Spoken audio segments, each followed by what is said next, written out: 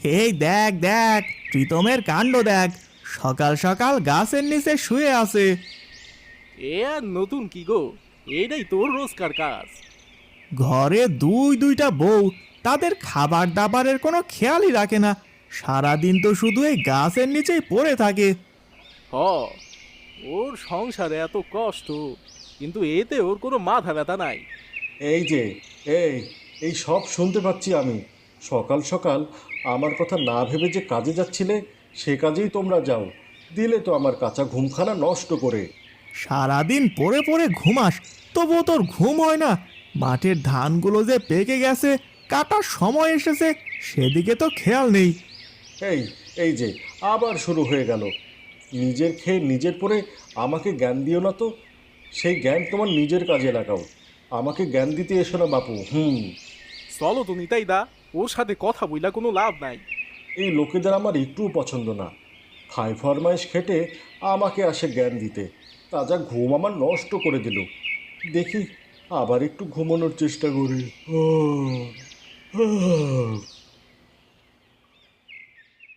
গ্রামের নামকরা অলস ছিল প্রীতম। সে ছিল এমন অলস যে গাছের নিচে শুয়ে থেকে পাকা আম পড়ে যাওয়ার অপেক্ষা করত। নিজে কখনো কিছুই করতো না। তার 1 বিঘে জমি ছিল, কিন্তু তাতে বছরে মাত্র দুবার ধান লাগাতো, আর বাকিটা সময় হাই তুলতো আর ঘুমোতো। অনেক ঘুম হলো, যাই এবার একটু বাড়িতে ফিরে যাই। মনে হচ্ছে খিদের জ্বালায় আর থাকতেই পারবো না। এতক্ষণ ঘুমিয়েছিলাম, ভালোই ছিলাম, চোখটা খুলতেই যত সমস্যা। কই গো বড় বউ, কিছু খেতে দাও দেখি।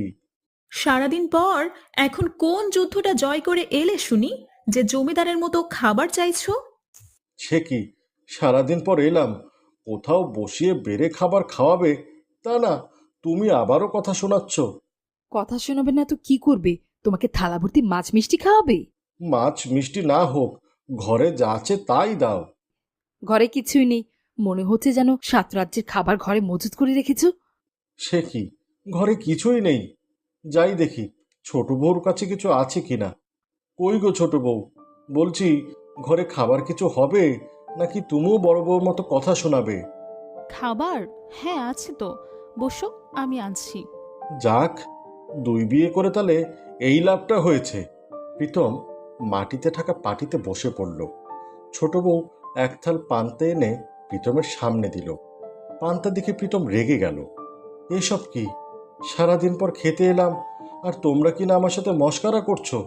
ঘরে যা আছে তাই তো দেব।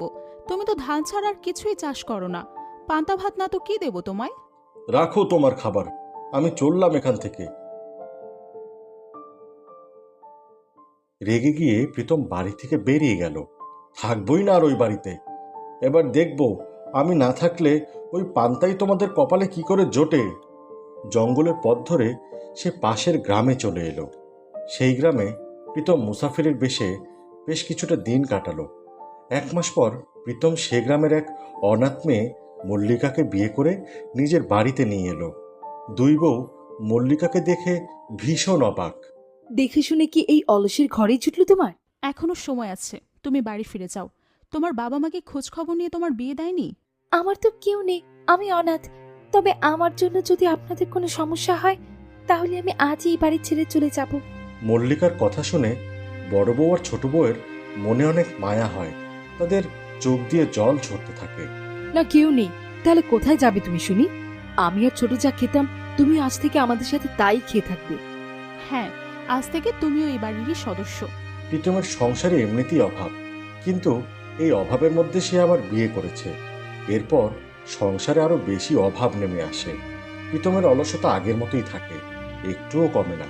সারা বছরে 1 ফসল ধান ছাড়া আর কোনো কিছুই চাষ করে না সে। 3 বউ কোনোরকম পান্তা খেয়ে দিন কাটিয়ে দিত। একদিন এক সাধু এসে প্রীতমের বাড়ির উঠোনে এসে দাঁড়ায়।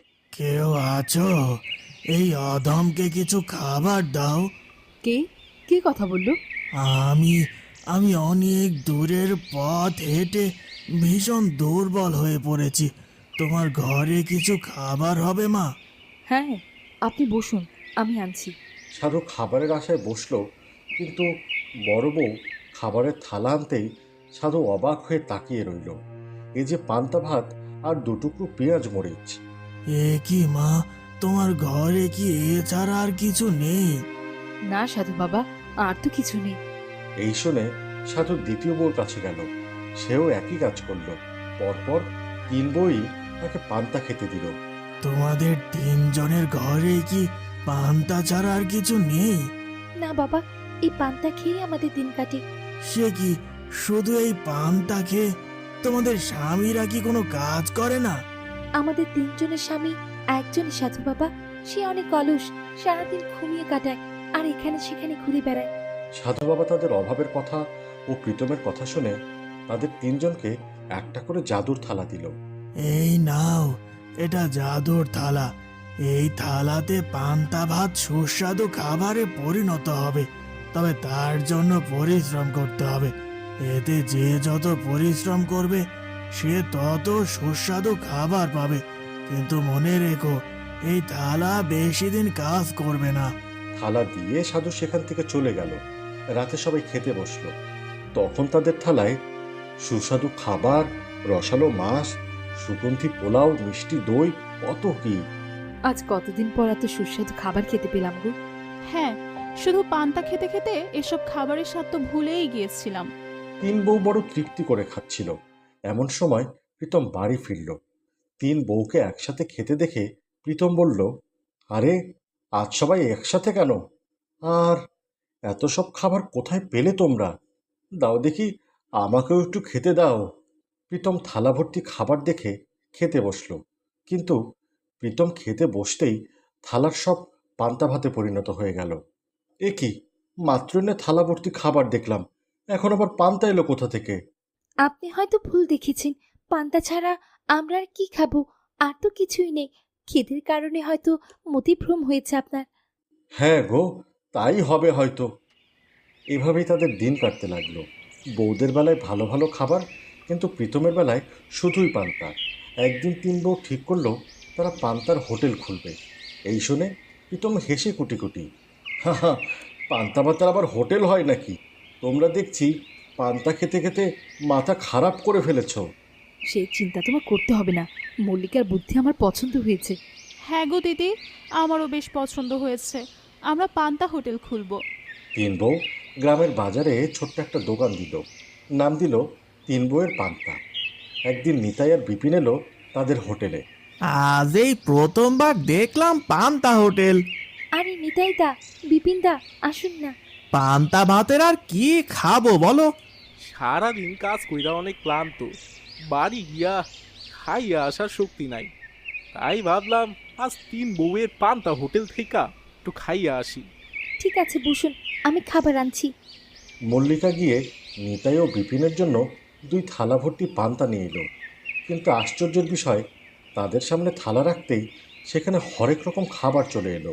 সে কি, এত এত খাবার? এ তো পান্তা হোটেল। হ্যাঁ নিতাই দা, এটা পান্তার হোটেল, কিন্তু এইখানে যে যত পরিশ্রম করে খেতে আসবে সে তত ভালো খাবার পাবে। তাই নাকি? তাইলে তো সবাইরে বিষয়টা জানাইতে হইব। এরপর সে খবর পুরো গ্রামে ছড়িয়ে পড়ল।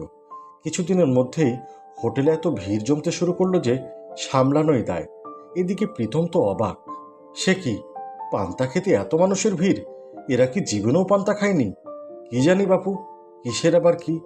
টাকা তো আমার বাড়িতেই আসছে। যাকগে, 3 বউ মিলে ভালোই বুদ্ধি করেছে। এভাবেই কিছুদিন চলে গেল। কিছুদিন পর বিপিন আর নিতাই এলো আবারও সেই পান্তার হোটেলে। এই দেখে প্রীতম বলল, আরে তোমরা এখানে কেন? পান্তা খেতে এসেছো নাকি? মনে হইতাছে ওর 3 বউ সব ভালো ভালো খাবার খাইয়া ওর জন্য শুধু পান্তাই রাহে। এই বলে নিতাই ও বিপিন খেতে বসলো। প্রীতম এগিয়ে গিয়ে দেখলো তাদের সামনের প্লেটে হরেক রকমের খাবার। এই দেখে প্রীতম রেগে গিয়ে 3 বউয়ের কাছে গেল। কি, 3 জন এখানে দাঁড়িয়ে গল্প করা হচ্ছে? সবার বেলায় ভালো মন্দ, আর আমার বেলায় শুধু পান্তা। ছি ছি ছি ছি ছি, কি সাংঘাতিক! তোমরা কি আমার বউ নাকি শত্রু? তোমার কি মাথা খারাপ হয়ে গেছে? কি বলছো এইসব? ঠিকই তো বলছি। প্রীতমের রাগ দেখে মল্লিকা 1 থালা ভালো খাবার প্রীতমের সামনে এনে দিল। এই তো, এখন এসব খাবার কোত্থেকে এসছে? তোমাদের আমি দেখে নেব বলছি। এই বলে প্রীতম খেতে বসলো, কিন্তু সঙ্গে সঙ্গে সেই খাবার পান্তাতে পরিণত হলো। এই দেখে প্রীতম তো অবাক। এ কি, এই খাবার? কালকে অলসতা ছেড়ে জমির কাজ করে এসো, তাহলে সব বুঝতে পারবে।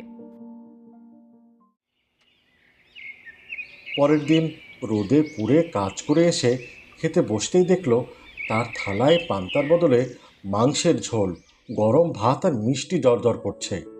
আরে, আজ এত ভালো খাবার কেন? হ্যাঁ, সবই আপনার জন্য। প্রীতম খাবার দেখে তাড়াতাড়ি খেতে শুরু করলো, কিন্তু এইবার আর খাবার পান্তাতে পরিণত হলো না। প্রীতম তৃপ্তি করে খেয়ে নিল। আহ, কতদিন পর ভালো মন্দ খেলাম। সত্যি, পান্তা খেতে খেতে একদম অতিষ্ঠ হয়ে গিয়েছিলাম। কিন্তু যখন খাবার ছিলই, তাহলে আমাকে কেন তোমরা আগে খেতে দাওনি বলো তো? তিন বউ তাকে সব কিছু জানালো। সাধু বাবার জাদুর থালার কথা শুনে প্রীতম সেদিন থেকে বদলে গেল। সে আর অলস রইল না, সে পরিশ্রম করতে লাগলো। কিছুদিন পর জাদুর থালাগুলো উধাও হয়ে গেল, কিন্তু প্রীতম ফসল ফলিয়ে হোটেলের জন্য খাবার জোগাড় করতে লাগলো। এরপর